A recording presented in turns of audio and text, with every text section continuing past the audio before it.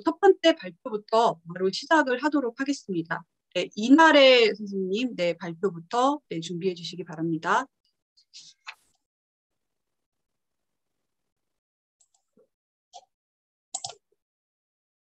네, 제 화면 잘 보이시나요? 네, 잘 보입니다. 네, 안녕하세요. 저는 이화여대 다문화 상호문화 협동과정 석사 이나래입니다. 오늘 발표 내용 한인 여성들의 싱가포르 이주와 정착으로 2020년 제 석사 논문을 트랜스로컬러티와 방법론적 국가주의의 한계를 중점으로 두고 재구성한 내용입니다. 이 논문은 문화예술지와 생애사에 기반한 질적 연구인데요. 코로나19 이전에 대부분의 현장 연구와 인터뷰를 진행을 했기 때문에 그 이후의 동향과는 다를 수도 있음을 미리 말씀을 드립니다. 그리고 제 발표가 한 20분 정도 되는데요. 양해의 말씀을 미리 부탁드립니다. 그리고 이제 목차로 들어가면은 오늘 발표 내용을 글로벌, 내셔널, 로컬 이런 스케일의 단위로 구성을 해봤고요. 그래서 이제 첫 번째로 국가적으로 싱가포르 다문화가 어떻게 구성되어 있는지를 살펴보면은요. 화면에 보여지는 것과 마찬가지로 이제 싱가포르 정부는 내국인, 외국인 노동자, 외국인 고급 인재로 나눠서 각기 다른 정책을 내세우고 있습니다. 그래서 내국인을 조금 더 들여다보면요. 1995년 말레이시아로부터 독립을 해서 싱가포르 국가가 설립이 되고요. 당시 싱가포르 영토에는 이미 여러 민족 집거지가 형성이 되어 있었어요. 그래서 이런 디아스포라를 하나의 국민으로 만들기 위해서 다인종주의, 다문화, 다언어, 다종교, 능력주의를 채택을 하게 되는데요. 오른쪽 사진을 보시면은 이게 2017년도 대통령 취임식 사진인데 왼쪽부터 중국계 수상, 말레이계 대통령, 인도계 대법관이 나란히 서 있는 이 장면은 싱가포르가 다인종주의를 표방하는 국가임을 상징적으로 보여주고 있고 능력만 있으면 인종과 상관없이 이렇게 될 수 있다는 걸 보여줍니다. 그리고 왼쪽에 있는 표를 보시면은 이게 이제 내국인들의 인종 구성인데요. 중국계가 76%로 주류 계층이고 말레이, 인도, 기타 순으로 되어 있습니다. 그리고 싱가포르의 외국인은 전체 인구의 30%를 차지하고 있는데 1980년대부터 특정 산업 분야에서만 외국인 노동자를 고용을 할 수가 있고요. 이제 고용을 하도록 했고 이제 이들은 부양 가족을 동반할 수 없고 싱가포리언이나 영주권자와 같은 영주권자와 결혼이 불가하고 그다음에 도메스틱 헬퍼 같은 경우는 임신을 하면 추방하는 등의 철저한 차별과 배제의 정책을 쓰고 있습니다. 그래서 본 논문에서 다루는 외국인 고급 인재는 주요 고숙련 계층으로 이제 영주권자와 인플로이 패스 홀더에 속하는데 실제로 전체 외국인 중에서 이제 다소 작은 비율을 차지하고 있어요. 그래서 1990년대 후반부터 싱가포르 정부는 외국인 고급 인재들을 지식 기반 경제 분야에서 국가 차원의 이제 영입 의지를 보이고 이를 위해서 다국적 기업을 유치하는 등의 이런 아시아 금융, 교육 허브로 발돋움하고자 합니다. 그래서 이들은 전문직 관리직의 고학력 고소득 외국인으로 싱가포르 경제의 상층부에 위치를 하고 있고요. 정부는 이들을 싱가포르에서 글로벌 도시 번영을 위한 성장 동력으로 인식을 하고 코스모폴리탄 글로벌 도시 프로젝트라는 것을 진행을 해서 장소와 사람들의 코스모폴리탄화를 통해서 외국인들이 싱가포르를 매력적으로 느낄 수 있도록 영어 사용 환경, 교육 수준, 치안, 의료, 콘도, 쇼핑몰 등의 장소 마케팅을 하게 됩니다. 그래서 이들을 시민으로 삼겠다는 목표보다는 경제 활동을 하는 동안에 싱가포르에 남아있을 수 있게 하는 그런 초국적 포용으로서의 이민 정책을 실시합니다. 그래서 실제로 이러한 것들이 외국인 인재들이 싱가포르로 들어오게 되는 이주 배경의 요인이 되는데요. 이 내용을 실제로 언급한 연구 참여자의 인터뷰 내용을 가지고 왔는데 이분이 뭐라고 말씀을 하시냐면 싱가포르는 아시아가 맞나 싶을 정도로 다양한 인종이 모여서 다 같이 모여 사는 공동체라고 느꼈고 다 같이 누리면서 살아가는 곳이라는 생각이 들었다고 합니다. 그리고 외국인들이 살기 좋게 교육적인 환경도 잘 돼 있고 영어를 쓰고 이런 게 내가 여기에서 이방인이 아니라는 생각이 들어서 싱가포르에 정리될 수 있었던 이유라고 말씀을 하십니다. 그래서 일반적으로 해외 생활을 하면은 이제 이주자들은 외국인 이방인이기 마련인데 싱가포르에서는 외국인 주류로 느끼며 생활을 하는 거예요. 이게 연구 참여자들의 인터뷰를 통해서 제가 발견했던 싱가포르적 코스모폴리탄 정체성이었습니다. 이거는 싱가포르 내국인들과 경쟁해서 차지하는 그런 주류 계층과는 다른 싱가포르의 그 외국인들만의 그들만의 리그와 같은 그런 거였어요. 그러면 이분들이 왜 이렇게 느꼈을까를 보면은 내 외국인의 분리라고도 볼 수가 있습니다. 그래서 왼쪽 사진을 보시면요. 흔히 싱가포르 하면 떠올리는 그런 모습들이고요. 코스모폴리탄들이 주로 향유하는 삶. 그렇기 때문에 이제 연구 참여자들이 싱가포르로 이주를 했을 때 여기 정부가 조성하고자 했던 그런 코스모폴리탄 도시 국가 이미지를 떠올리고 코스모폴리탄으로서의 삶을 경험을 하게 되는 거죠. 이들은 뭐 사설 수영장, 헬스장, 바비큐 시설이 있는 이런 콘도에 주로 살고 있고 지역적으로도 외국인들이 많이 사는 오차드, 탕린, 리버밸리 이런 데는 정부 아파트가 많이 없고 주로 콘도나 주택이 있습니다. 그러다 보니까 연구 참여자들의 생활 반경 안에 싱가포리언들이 압도적으로 많지 않은 거예요. 그래서 이런 외국인 고급 인재들을 싱가포르의 코스모폴리탄 엔클레이브에서 살아간다고 얘기하기도 합니다. 오른쪽 사진을 보면은 이게 이제 정부 아파트고요. 단지 안에 재래시장이나 호커센터라고 부르는 푸드코트, 커뮤니티 센터 같은 공공의 장소들이 함께 있습니다. 그래서 정부 아파트는 한국의 구식 대단지 아파트와 같은 비슷한 형태고요. 로컬의 80%가 여기에 거주하기 때문에 대다수의 평범한 싱가포리안을 대표하는 그런 상징성을 가지고 있습니다. 이렇게 싱가포르 사회의 내 외국인간 거주 지적 이런 특성이 분리돼서 나타나게 되는 거죠.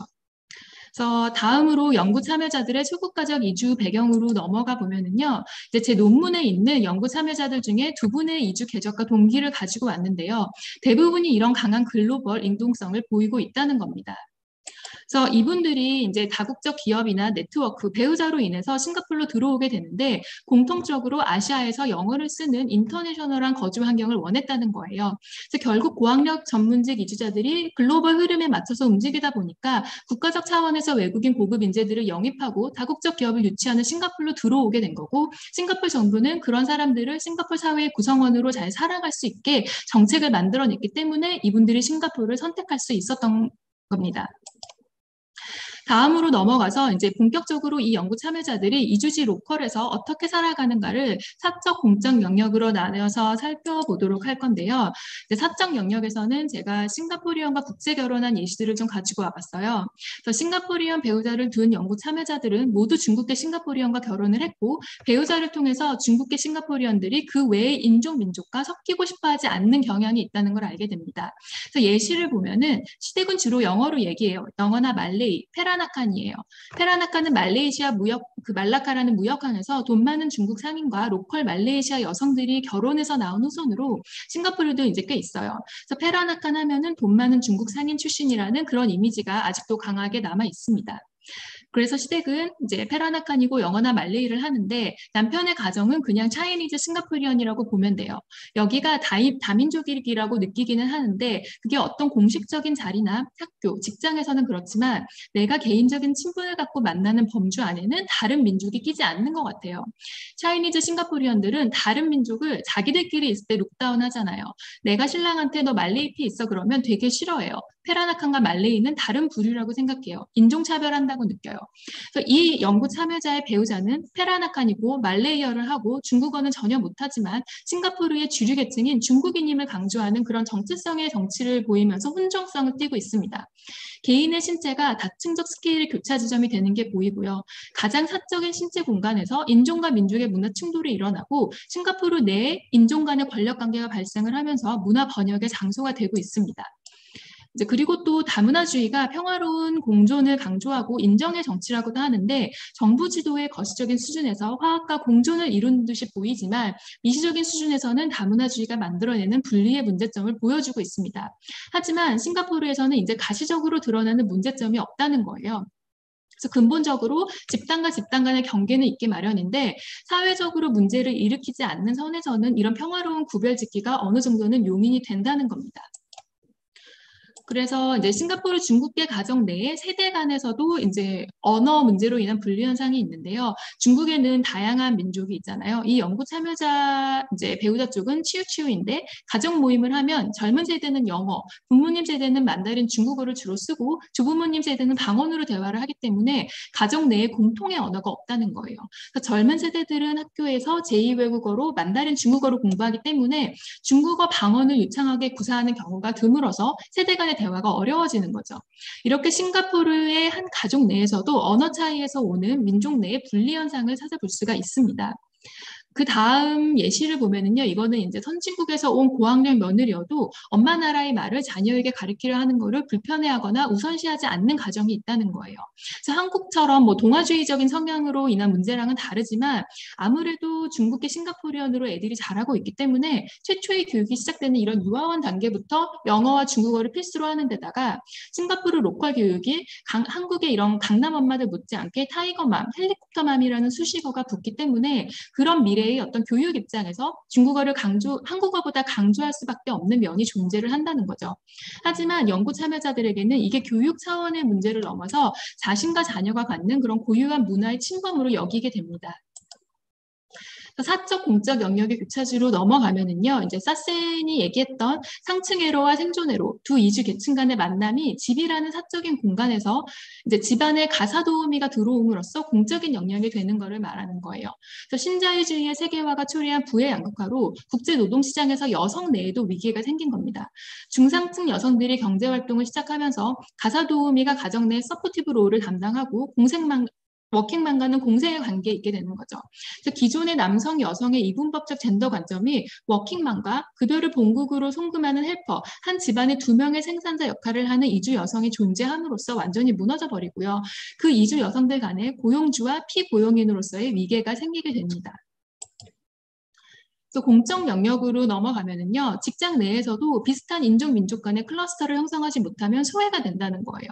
연구 참여자의 반 이상이 왕따 내지는 자발적 소외의 경험이 있었습니다.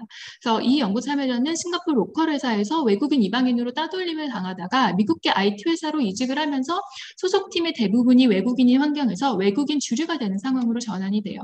두 번째 예시를 보면은요, 싱가포르 소재 한국 대기업에서 한국인 비주류로 소외를 당하게 되는 건데요. 이 연구 참여자가 하시는 말씀이 한국 대기업으로 옮긴 게 인생의 오점이었다는 거죠. 주재원은 주재원이라서 콧대가 높고 자기들끼리 지나가면서 걔 현채잖아 이런다는 거예요. 현지 채용된 로컬 애들은 자기들끼리 어울리고 나는 한국 사람인데 주재원은 너는 우리랑 달라 이런 식으로 같이 안 어울리고 문화 충격이 싱가포르에 와서 생활하면서가 아니라 한국 대기업을 다니면서였다는 거예요. 이분이 한국에서 굉장히 좋은 대학 나오시고 영어, 중국어도 굉장히 잘하시는 분인데 한국 대기업에서 한국인이라는 동질감이 아니라 주재원과 비주재원이라는 사회적인 위치성에 따른 이질감, 무시를 당하게 됩니다.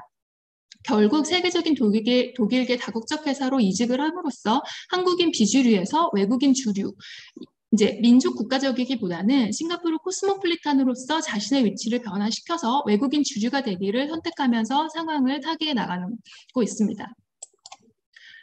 싱가포르 다국적 기업의 이제 조직 문화를 보면은요, 본사의 기원국 문화에 싱가포르 문화와 다국적 조직 구성원들의 문화까지 다양하게 중첩이 돼서 트랜스 로컬 조직 문화가 만들어지고 있습니다. 그래서 예시를 보면은 한국에만 있다가 웨스턴 컬처가 주가 되는 그런 데로 왔기 때문에라고 말씀을 하세요. 웨스턴 컬처라고 하는 점에 주목을 해야 되는데 본사 기원국의 문화가 기반이 되는 회사고 한국과는 다른 회사 내 인재상을 갖추는 게 어려웠다는 얘기를 하세요. 그래서 결국에는 틀림이 아니라 다름이라는 이 사고의 전환으로 싱가포르적 상황에서 요구되는 인재상의 모습을 갖추기 시작하고 트랜스 로컬 주체로서 자신의 행위 주체성 전략을 상황에 맞춰서 변화시켜서 유연하게 전환하게 됩니다. 이제 반면에 두 번째 예시는요. 회사 내에 다수 국적의 문화가 입혀져서 새로운 기업 문화가 창출이 되기도 하는데 이 연구 참여자가 일했던 미국계 IT 회사에서는요. 이 분야의 개발자들이 대부분이 인도인인 관계로 인도 문화가 주류를 이루는 거예요. 그래서 싱가포리언을 동남아 사람들로 분류할 만큼 다수가 되지 못하는 상황이고요. 미국 회사지만 조직 행사를 할 때는 반드시 인도인의 식문화를 반영한 케이터링 서비스를 받는 등의 이제 음식을 통해서 권력관계의 전이가 발생했다는 것을 볼 수가 있습니다. 그리고 이제 다국적 기업에서 일하는 싱가포리언들은 해외에서 유학한 이런 국제적 감각이 있는 사람들이 많고요. 이 사람들은 대화하는 상대나 장소에 따라서 잉글리시와 싱글리시를 바꿔가면서 쓰는데 싱가포리언들 사이에서는 싱글리시를 쓰면서 친밀감을 형성을 한다면 외국인들하고 얘기할 때는 언제 그랬냐는 듯이 이제 잉글리시를 쓰면서 이런 코스모폴리탄 정체성을 내비치게 됩니다. 그다음에 이제 자녀를 학교로 보내기 시작하면서 달라지는 부분들이 있는데요. 자녀를 공립유치원에 보냈더니 저소득층에 방치된 말레이 애들이 많았다는 거죠. 여기서 싱가포르에서 말레이를 바라보는 인식, 사회적인 위치를 볼 수가 있습니다. 싱가포르에서는 말레이는 제1소수민족이지만 동시에 저소득층에 가난하고 게으르고 경제적인 능력과 상관없이 자녀는 많이 낳고 방치한다는 그런 인식이 있어요. 그래서 이 가정은 처음에는 싱가포르 다인종, 다문화, 다이버시티를 강조하면서 그 속에서 자녀를 키우고 그 문화를 경험하게 해야 된다고 그랬는데 아이가 학교를 가게 되면서 싱가포르 내국인 인종에서 주주인 중국계만 분리해서 받아들이고 나머지 인종을 타사화시키기 시작합니다. 그래서 아이 유치원을 사립으로 옮기고 났더니 정부 아파트를 빚게 있어서 그런지는 모르겠지만 잘 사는 부모들이 많은 느낌이야. 결정적으로 말레이 인도가 별로 없고 80%가 중국계야. 전에는 안 보이던 게 보이기 시작하더라고. 그리고 초등학교는 타겟해서 이사 가려고. 리버밸리가 어떨까? 리버밸리는 아까 말씀드렸던 대표적인 외국인 고급 인재들이 모여 사는 곳이에요. 그래서 거기는 우리 같은 다문화 애들이 많더라고. 이렇게 말씀을 하십니다. 자신이 속한 가족의 정체성을 싱가포르 내국인의 다문화 가정에서 싱가포르 코스모폴리탄 다문화 가정으로 재위치를 시키면서 자신들이 향유하는 싱가포르 문화와 내국인들의 다문화가 다르다고 분리하는 경향이 보입니다. 그래서 이런 싱가포르의 독특한 상황에서 싱가포르적 트랜스로컬러티가 형성이 되고 트랜스로컬 주체성이 생기는 과정을 보실 수가 있습니다. 이제 다음으로 유연한 정체성과 소속감으로 넘어가면은 방법론적 국가주의의 한계가 여실하게 드러나게 됩니다. 그래서 이 연구 참여자는 오랜 시간 본인이 홍콩, 상해, 미국, 런던, 싱가포르 이렇게 국제적으로 이동하면서 살면서 깨달은 게 어느 국가의 소속, 국적이 중요하다기보다는 어떤 정체성을 중심에 두었느냐가 중요하다는 거예요. 그래서 본인에게 한국인 정체성이 있었던 것처럼 자녀들에게도 그걸 심어주려고 하지만 애들이 그렇게 느낄지는 잘 모르겠다는 거죠. 왜냐하면은 본인이 이제 본인의 자녀는 한국인 부모 밑에서 자란 한국 국적의 아이지만 한국에 살아본 적이 없고 싱가포르에 살지만 코스모폴리탄 엔클레이브에서 살면서 국제학교를 다니다 보니까 싱가포르 로컬 문화도 가까이 자주 접해보지 않았기 때문이에요. 그래서 여기서 이제 생각해 볼 게 소속감을 중요하게 생각하지 않는다는 건데요. 이 가족은 진지하게 싱가포르 시민권을 고려 중에 있습니다.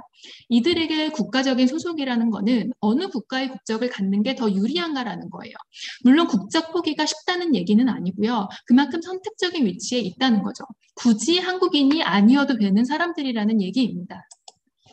그래서 이 예시는 싱가포르에 이주해서 살고 있지만 한국인 부모를 둔 한국 국제학교를 다니는 애들한테는 한국적인 사고가 나타난다는 거예요. 그래서 국제결혼 커플이 자녀를 한국 문화랑 언어를 배우라고 한국 국제학교를 보냈더니 너는 외국인데 왜 한국 학교 다녀? 이런 거를 어린 애들이 벌써 얘기를 한다는 거예요. 싱가포르에 거주하지만 아이들의 가정과 학교라는 이런 주된 생활활동 범위 안에 한국인이 대부분이다 보니까 싱가포르 공교육이나 국제학교를 다니는 아이들의 다양성과 다문화와는 개념이 다를 수밖에 없다는 거죠. 그래서 싱가포르로 이주를 했다는 그런 국가 수준의 스케일에서 발견할 수 없는 이주자 로컬의 환경에 따라서 확연하게 다른 정체성이 만들어집니다. 그래서 이 연구 참여자는 아이를 미국계 국제학교에 보내게 되고요. 다국적 아이가 싱가포르에서 교육받기는 좋은 것 같아요. 싱가포르이 믹스드 커플이 많아서 다국적이 많기 때문에 아이들의 정체성을 찾아가기에 아주 적합한 환경이죠. 이렇게 말씀을 하세요.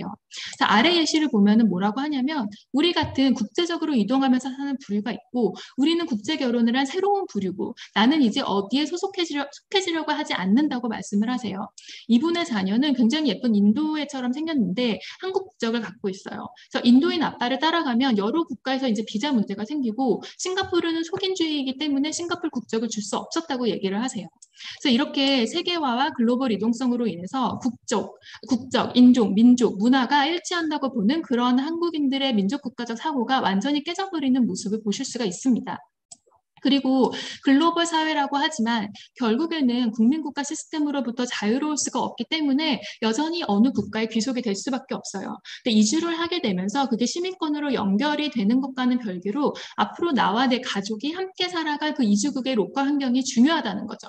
그래서 결국 이들이 싱가포르에 오래 살 수 있었던 이유는 업무적인 것도 있지만 싱가포르의 이런 로컬적인 상황, 아시아의 코스모폴리탄 도시에 산다는 게 이주자들한테 이제 특히 국제 결혼한 가정에게 가장 이상적인 환경이 되었습니다. 그래서 한국인 엄마, 외국인 아빠, 자녀 누구도 싱가포르에서 이방인이거나 소수자로서 사회에서 타자화되지 않을 수 있는 선택이 가능한 곳이기 때문이에요.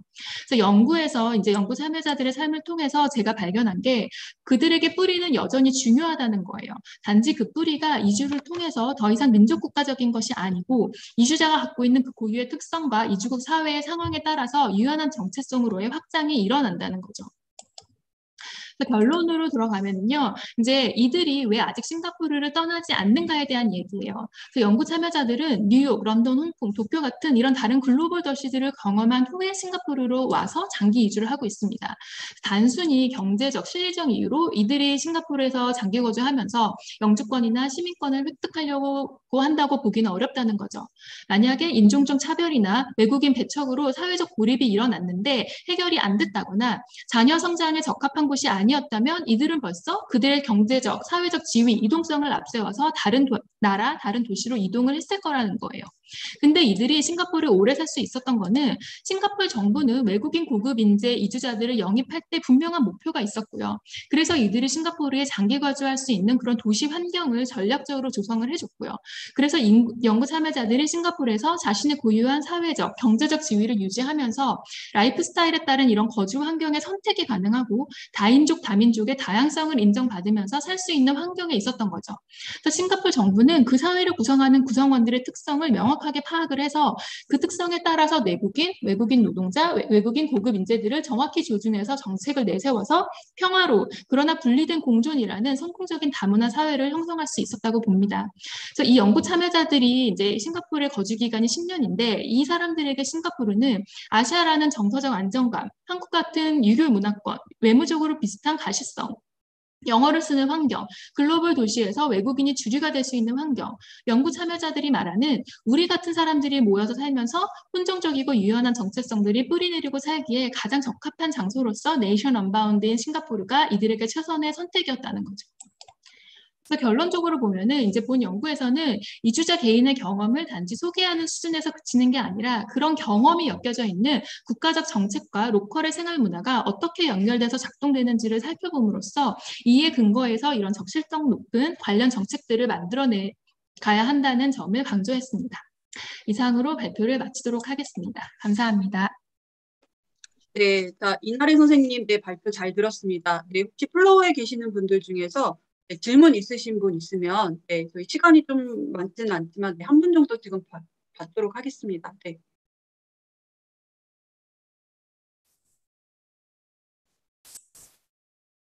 네, 혹시 질문 없으신가요?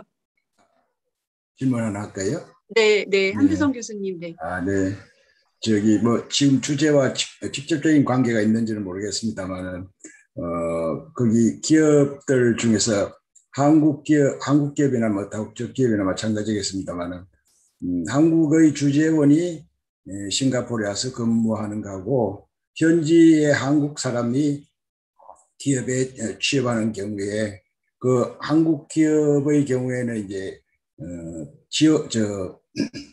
주재원들이 오면은 가족이라든지 그다음에 이사비라든지 여러 가지 그 기업이 지출해야 할 돈들이 많은데 현지의 한국인을 고용할 경우에는 그렇지 않은 경우가 있습니다.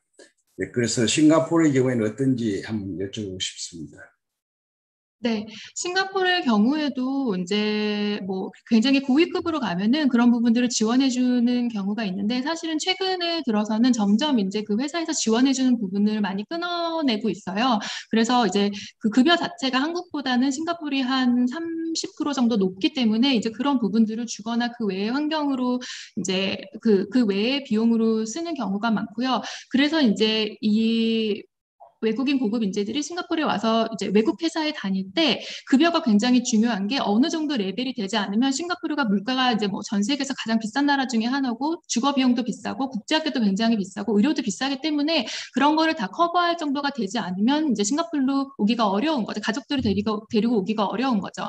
근데 이제 외국계 회사에서도 그런 부분들을 이제 굉장히 상위층에게만 지급을 해주는 데가 사실은 많고요. 대부분은 잘 안 해주고 있는 추세입니다. 네.